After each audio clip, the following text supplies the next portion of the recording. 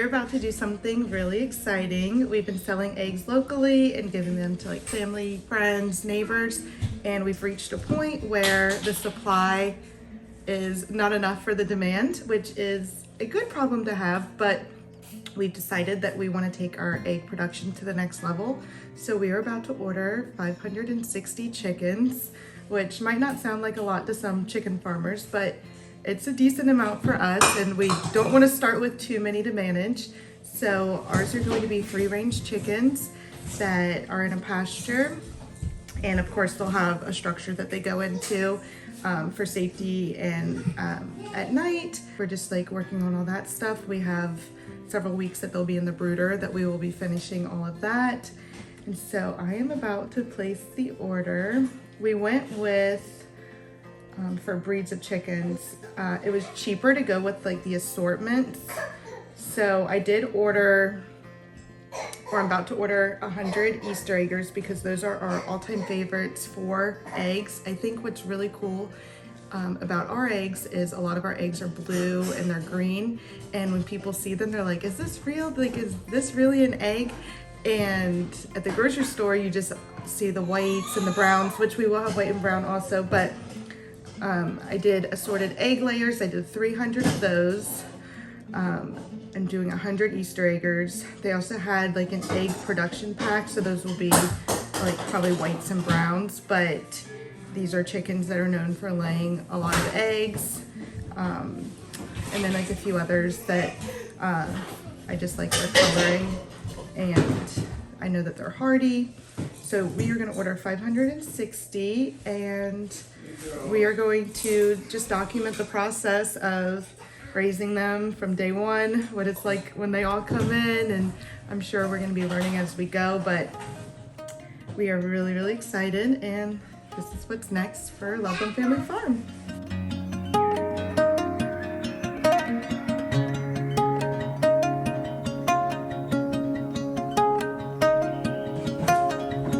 Today is prep day for the new birds, getting this all cleaned out and basically going to turn it into a giant brooder. We've got lots of raking to do. We got to get all this out of here. We're going to extend it back here.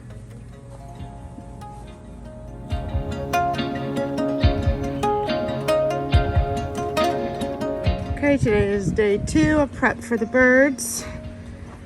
We've got this pretty large space. It goes all the way back. We've got the sand on the ground. Instead of getting all this wood out, we decided just to mound it up here with sand. But yeah, so next is going to be getting their food, water setups. We're going to also need to add the wiring on the top, and then this wire right here, the baby chicks could just get out of it, or snakes could fit in, so we're going to put another wire over that. The other chickens are checking it out. Mr. Rooster. Babies are coming along for the ride. We're gonna go feed the other baby chicks. Oh, we've got more visitors. Getting this brooder set up for a good amount of birds. And what we got here is some automated systems we're trying. Here's an automated feeder. And excuse the junk back there, we're just cleaning this area out. We had unused garage space. What we did here was we did an automatic feeder, and you'll use a some kind of funnel here to fill this 2-inch pipe.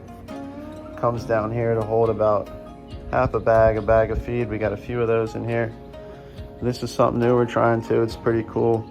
It's a 2-inch pipe with 35 3/4 holes in it, and then it's leveled with these logs I had, and then some zip ties from Dollar Tree. And I had to buy 2 caps. I had the extra pipe laying around, So I spent like maybe $5 on this setup here, and basically what it is a level 2-inch by 16 foot. I cut it down to 12 foot. It's got 35 holes for the chickens to drink water, and it's wet here and it's wet on this side too. We ran the hose through it. You can see we got water on both sides. So we're gonna have 2 of these. We'll have 70 options for water. All right.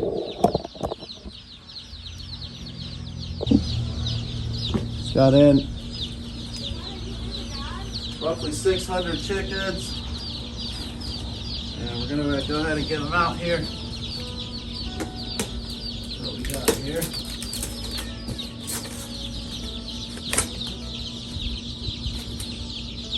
One batch. Kind of just lay them off to the side here.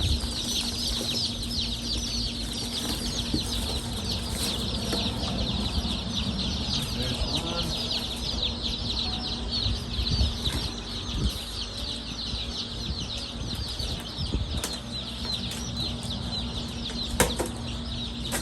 Two.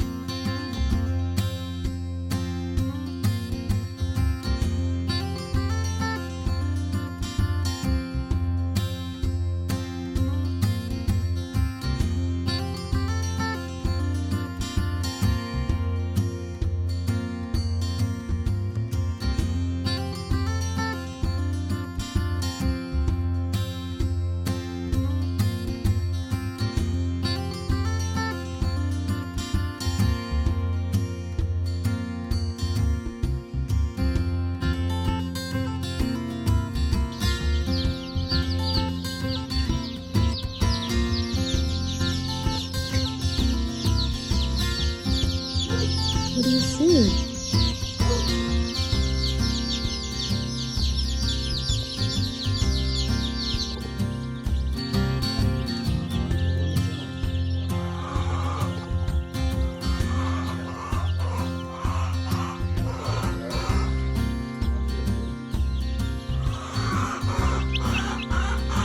Like, you know what I'm saying?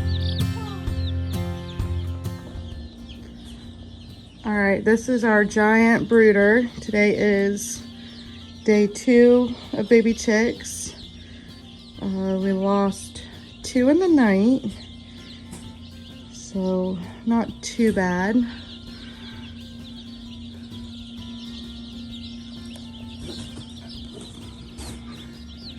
They're all figuring it out. We've got a few food and water systems going.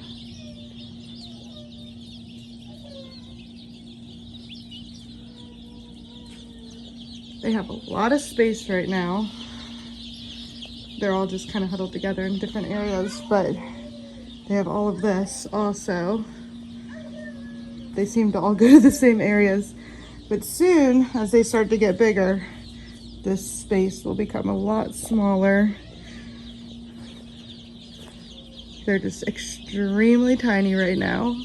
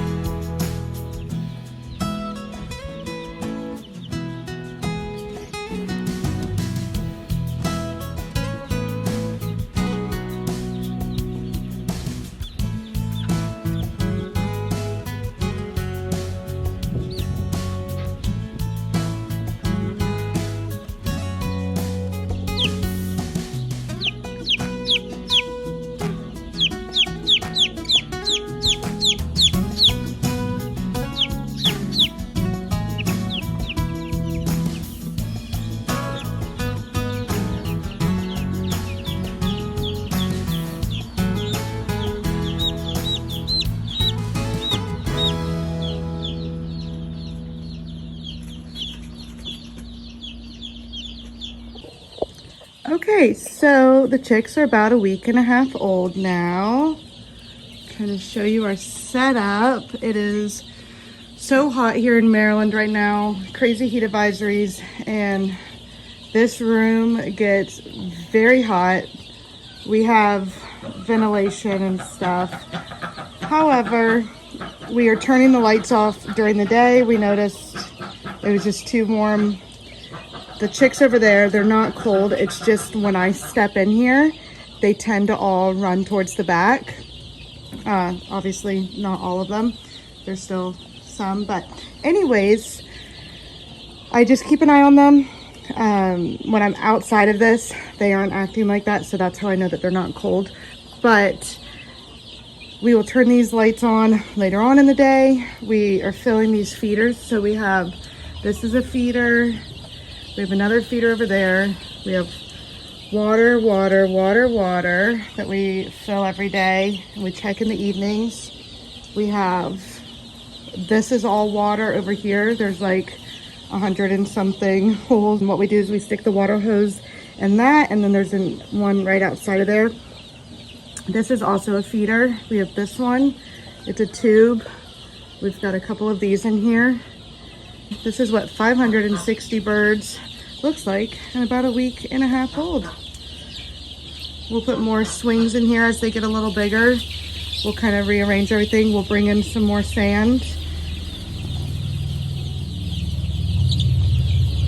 But yeah, they're very, very stable at this point.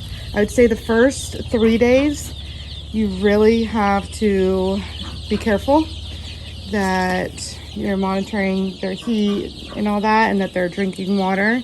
But after the first 3 days, I would say they get to a really good point. We actually haven't lost any since day 3. And you're going to lose a few. That happens. I've actually got a few other chickens in here. This is just a little tiny brooder setup. Let's see. I'm gonna open it and show you what we have. But they'll just stay in here until they get a little bit bigger. They were shipped a week later. Let's see. There they are.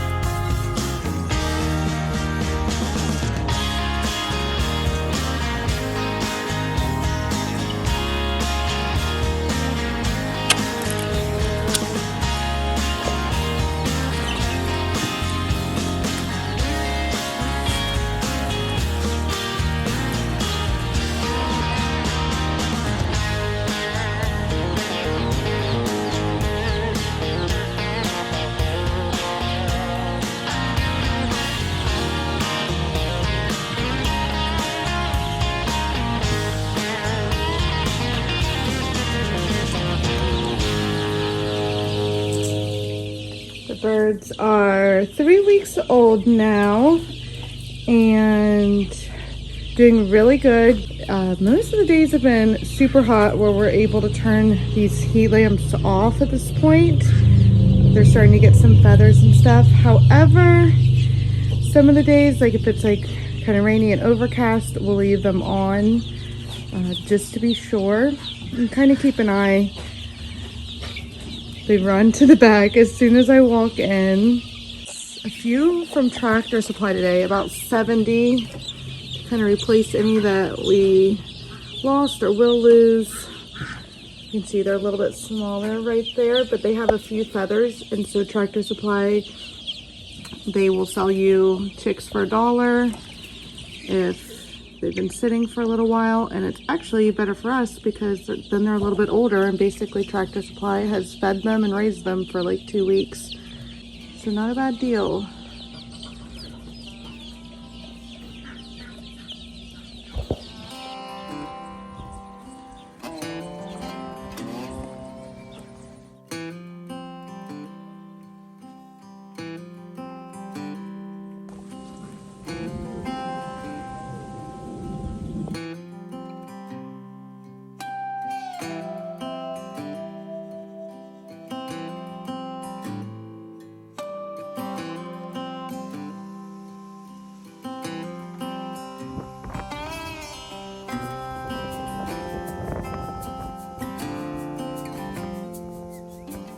The chickens are almost 5 weeks. Look how big they're getting. We still have quite a bit of space in here, but they're definitely going to be outgrowing this soon. And probably in about 2 weeks, we'll be moving them to their new space.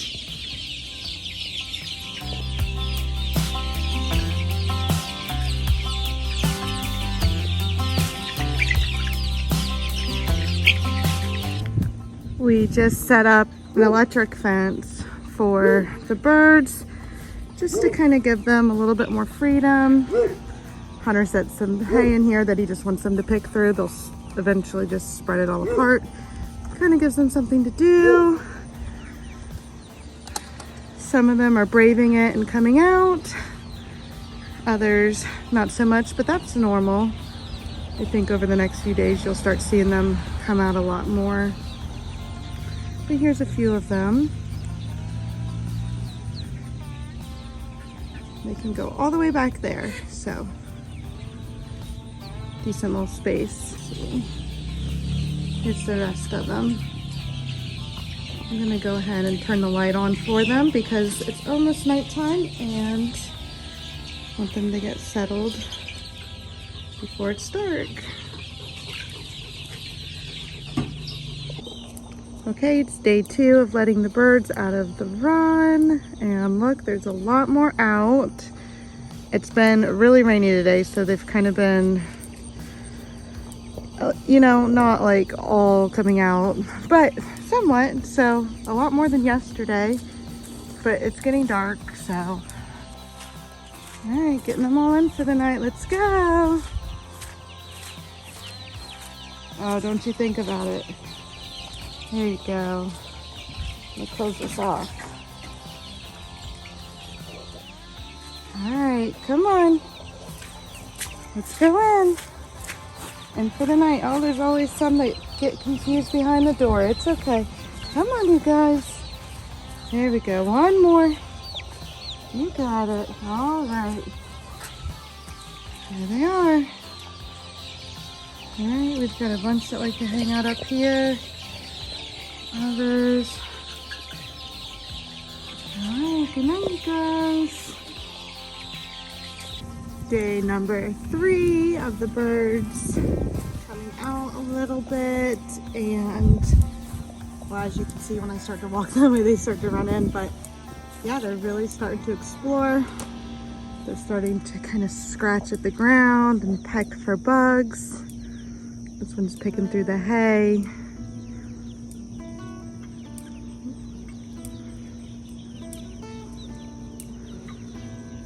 I'm sure they're much happier not being inside one room all day long, so this is just nice. I like seeing them all out, and all their feathers are coming in, which is so cute. Like, okay, this one has feathers on its feet. Let's see, get a close up. We've got a few like that in here. So there's another one.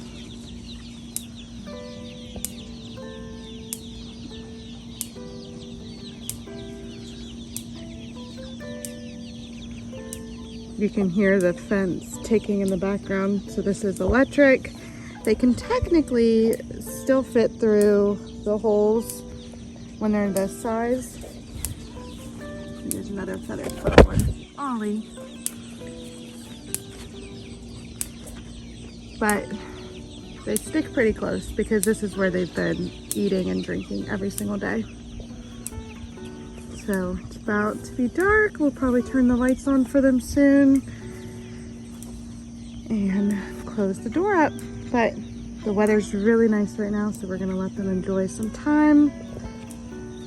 The dogs are out here guarding. We don't really deal with predators because of all the dogs. So yeah, just let the chickens enjoy being chickens. So much better than living inside of a building their whole life.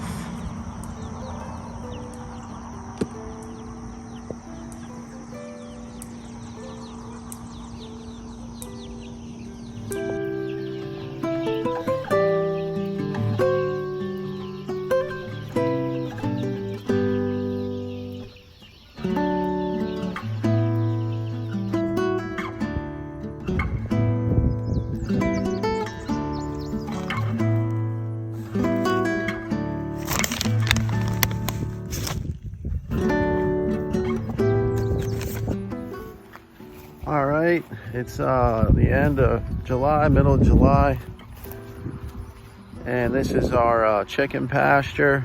It's about to be electrified. We're getting our cover crop in now for their grain supplement and their feeding supplement. So we got a mixture of seed in here, but a lot of clover, rye, a bunch of different grasses that will regrow themselves, self-fertilize and replant, help with moisture out here a little bit. But we got tons of seed on the ground. We just used one of them old green self-seeders. We put the bag in there and it shoots it around. And then what'll happen is we'll be getting a lot of rain and my animals come walking through here. It's really soft and wet out here, so it tills itself really. It plants itself. And then you already got a nice little cover here that shades it a little bit. So it'll grow in between this without getting burned out by the sun. And you can see it's seeded in here everywhere. All right, so the next few days we'll start getting a lot of cover crop in here, a lot of food for them to eat. We got some food plots back here for them too. So behind this area, we got a few hundred watermelons going, pumpkins, vegetables, different things for them to snack on. And throughout the winter time, you'll open up the electric, so you could stop the electric here at the back of the container, and then let's say open this up in November or December when you want them to go in there for the winter time. And same thing, you can just keep them limited to the area you want, so that you'll have some food supply in those colder months out here where we're at. Come you know, like September, October, everything kind of stops growing, and what you got is what you got. I'm gonna get some cover crop in. It's late July, not the last time in our region you can get sunflower seeds in to feed our chickens.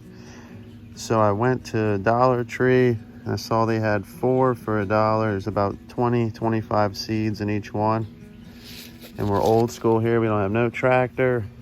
We got a rake and a spiker. So we're just tilling little mounds here. We got little 3-inch mounds, loosening up the dirt here. You'll put your seeds in this little ditch-like mound we've made, and then we'll just pull the rake back over it. And then I'm using my rake. I'm actually using my rake, which is about a foot or so, to measure my my rows. So I have I have about 6 rows of 50 here. It's about 400 sunflowers. And hopefully this whole area will fill up here. And my chickens will be over here, my hens. This will be their main house. So if I want them to come and eat this, let's say they're ready, it's the end of July, so let's say they're flowering by September, October, I can open this food crop up for my chickens in the winter to cut down on a lot of the food cost. All right, so if you plan ahead a little bit, you can save a lot of money.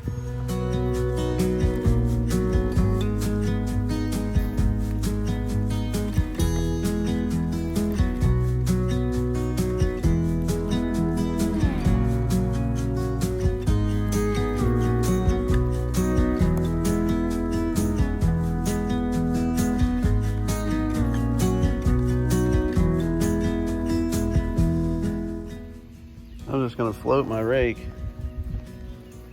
over this hole. It covers everything loosely. You don't need a tractor for this. You just need a day or two and some work ethic.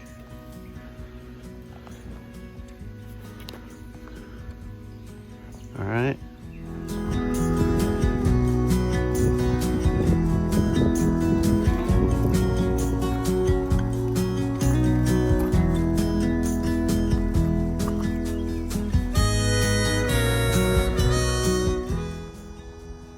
So I just checked my 10-day forecast here. It is late July.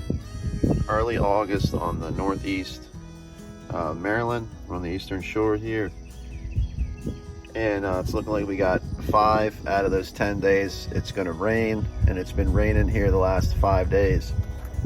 Therefore, it'd be a good time to get this cover crop in.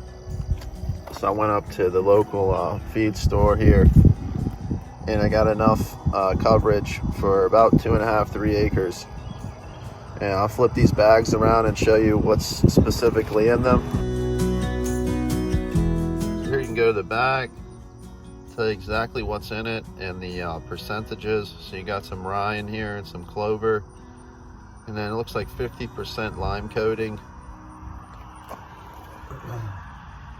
And then this seems to be the better bag, honestly, the equine forage mix. And you can see this one's got 20% ryegrass, 20% bluegrass. It's got 10% timothy, 10% orchard, more ryegrass, some clover, and then 29% coating material. So it looks like the equine forage bag is actually a better bang for your buck if you're looking for good hay. Looks like there's some good hay in that one. And it looks like this one's more of a just overall kind of cover crop. And then we went ahead and got another bag of clover. This is a pasture booster, and you can see it's about 50% clover seeds. So mainly what we're going for here is clover and different kinds of hays to feed our chickens, to feed our goats, and then we're looking at getting some cows. So we're going to go ahead and get these fields right and get the pastures right and get the right stuff in there. That way when we open it up, the animals will have plenty to eat and you won't have to go out and buy a bunch of hay. So I think we ended up spending about, it's like $60 a bag. So I'm probably about $150 in, and I'm gonna forage 3 acres for my animals. So when you look at it like that, it saves a lot of money on hay. You know, if that's enough hay for the year or enough feed for the year, I'm really saving thousands of dollars. And for my chickens especially, when you got 700 hens, they're eating about $50 a day. So you do the math on that, 50 times 365, it's about $20,000 in feed just for my hens. So spending $150 and being prepared can really save you a lot of money.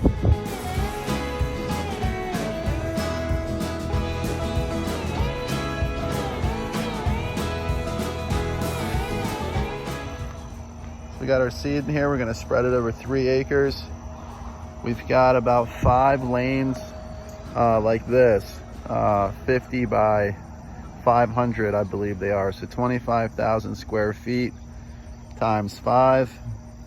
We're only going to seed about 3 of them because we use one for our kids. They got a playground area, place to hang out. So we don't want to seed everything, but we are going to seed most of it. So anything that looks, you know, kind of loose dirt like, we're gonna seed this whole field. It's been raining here for the last week or so, so the ground's nice and loose. So this should have no problem getting down and seeding. And actually, I'll show you some of the stuff I planted a few days ago in here. About 4 days ago, we started spreading some seed in here because we knew it was going to rain. And I'll show you what's happening. You can see it's all starting to take seed. All right. That was a variation. So you see some clover and some grass coming in. Bunch of little patches like that all throughout the field. A lot of this is starting to take. Like this stuff here, it's all taken. We'll probably hit this field again. And then it's recommended that you cut it. Once it reaches, I think it's 4 inches. 4 inches or 6 inches. They recommend that you slice it. And then obviously it'll just keep growing and filling in these dirt spots. So we're gonna keep seeding and get these fields right for the fall and the winter.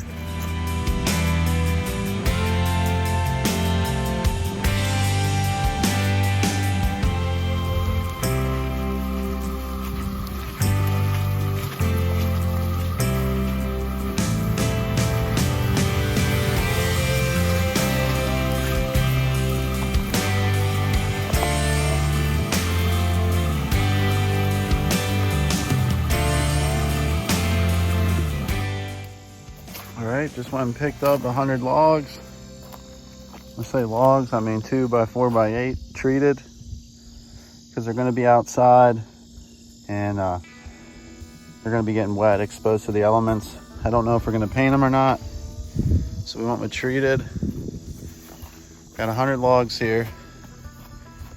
Drove them back here in the field. We're gonna start building this chicken coop. First thing we did was repaired the electric from the old coop that was built in 1979. So we went ahead and got that repaired. It's got a box, some electric, so we can get some work done here. And we're gonna use this for our electric fences for this chicken pasture area. Now we got a sunshade up for them, and they sit under all these trees in here. We still got to get some of this old chicken house cleaned up, but most of it's cleaned up in here. We're gonna go triangle style with it. So basically I'm just gonna build a tent, kind of perch back behind me here. We're gonna start with triangles. We got 8-foot boards. It's a 40-foot container, so we know it's 5 logs in width at 40 foot. And we're gonna see where that triangle hits in the middle here in this area. See what we can get going. So stay tuned and check out how we turn a shipping container into a pasture-raised chicken coop.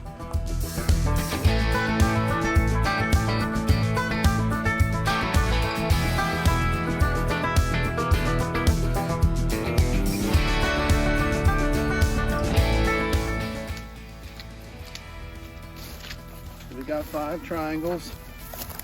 We just put 1 screw in the top so we can adjust them for now.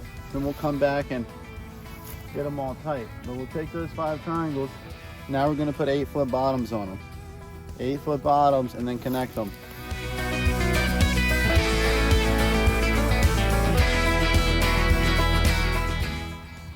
All right, so there's 1 triangle.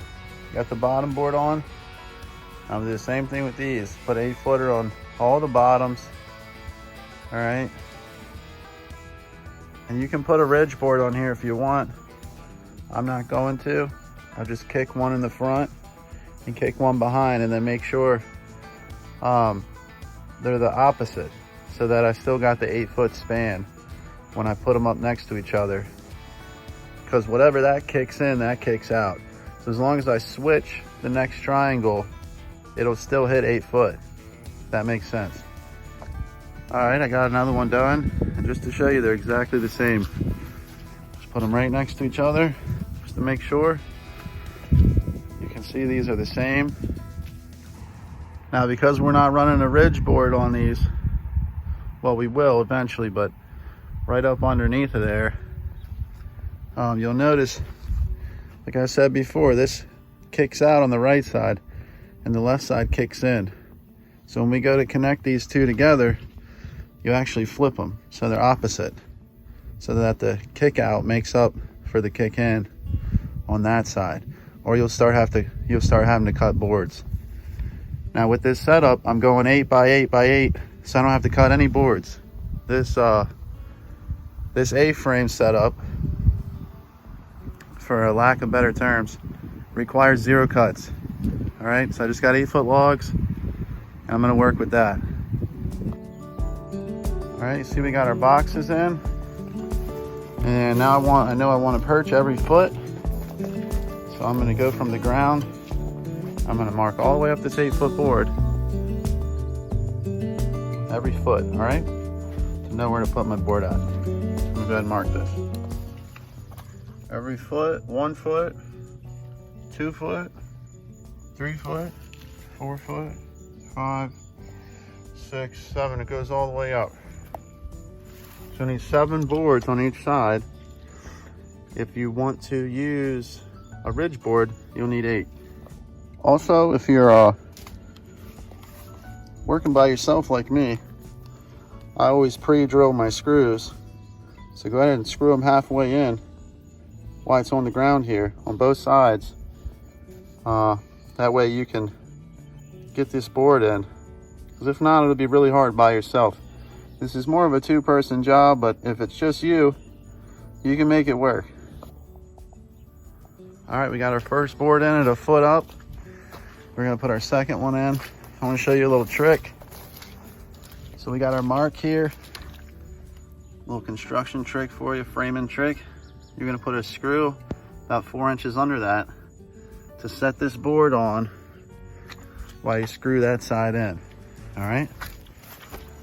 Because if that board's sitting on the ground like that, you'll never be able to get it squared up on that angle. Show you how that works real quick. Put that 1 screw in. All right, you see this sitting up there. So now I'll come and take 1 screw in here. This needs to be kicked out a little bit. This right side down here. Then kick that out. Find your mark right there. All right, we're just a hair off now. But that's it right there. I'll do a little trick for you.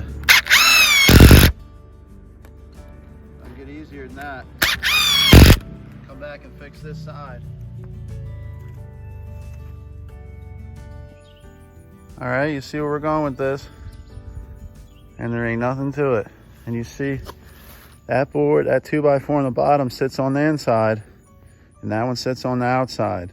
And over on that side, that one sits on the inside, and that one sits on the outside, so we don't lose our 8 foot. Now I've only used 8 2x4x8s here, and we got a triangle framed out. All right, you could put 3 more 2x4s on here, a ridge board, and 2 more in the middle. And really you got a framed out little 8x8 A-frame. So you can't beat it, no cuts. And like I said, I'm probably only gonna be in about, we got 5 more boards on each side, only about 20 boards for 8x8 perch with no cuts. Pretty simple. Try to keep it easy and simple. All right, time to get these in here. I'm pre-drilling everything. It's just easier that way. And same thing for my holders. Because I'm by myself here, I got a holder on every single mark. So when I bring my boards over here, there's no time to be wasted. All right. There it is. Just got 1 side in.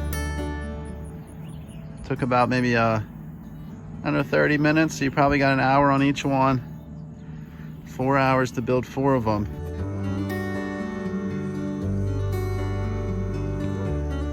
All right, don't go any further. All right, that's it. Don't go anymore.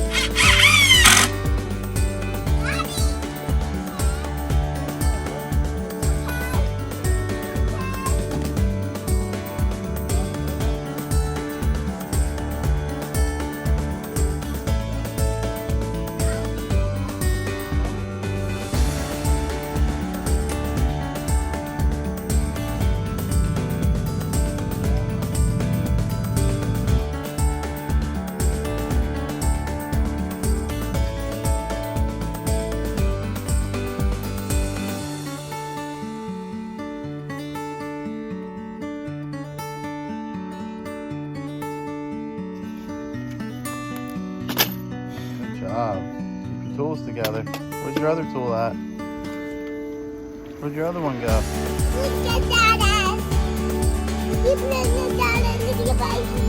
What are we building?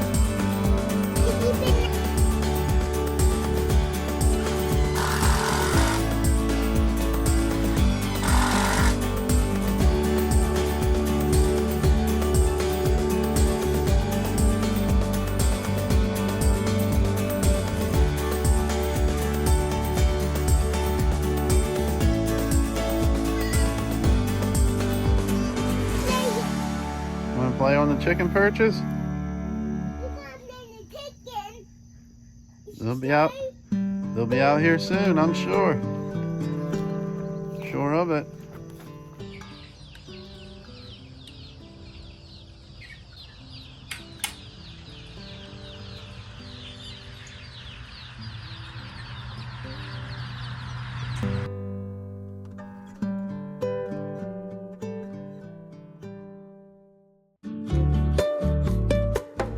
Today we're going to the beach. The best thing about our farm is that we're only 20 minutes from some of the most beautiful beaches in Maryland.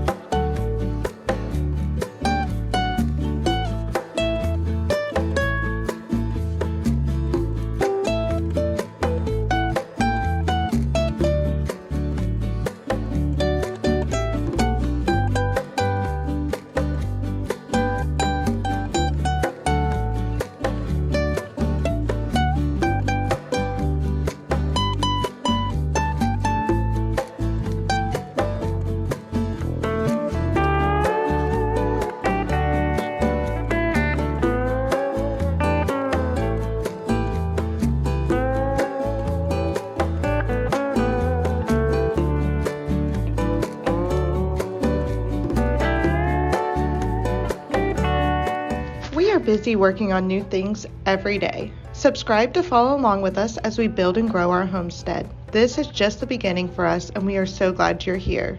If you enjoyed this video, please hit the thumbs up. We'd love to hear from you in the comments. Thank you so much for watching. See you next time.